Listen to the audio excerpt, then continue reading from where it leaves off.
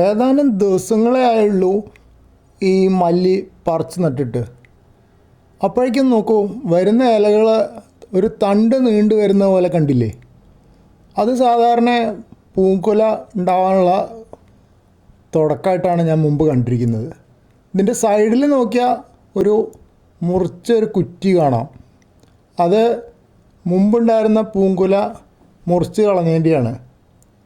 അപ്പോൾ സാധാരണ ചെയ്യാറ് അങ്ങനെയാണ്, പൂങ്കുല പോലെ വന്നു കഴിഞ്ഞാൽ അത് മുറിച്ച് കളഞ്ഞാലേ നന്നായിട്ട് ചെടി പിന്നെയും വളരുള്ളൂ എന്നാണ് പറയുക.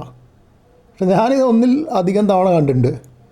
ഒരു പൂക്കുല മുറിച്ച് കളഞ്ഞാൽ അടുത്ത വരുന്ന മുളയിൽ നിന്ന് വീണ്ടും പൂങ്കുല ഉണ്ടാവുന്നുണ്ട്.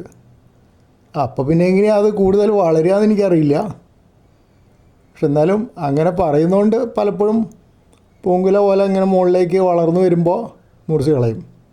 അപ്പോൾ സൈഡിൽ നിന്ന് പുതിയ മുളകൾ പൊട്ടി ഉണ്ടാവുമെന്ന് വിചാരിക്കണു. അതാണിപ്പോൾ ഒരു പ്രതീക്ഷയുള്ളത്.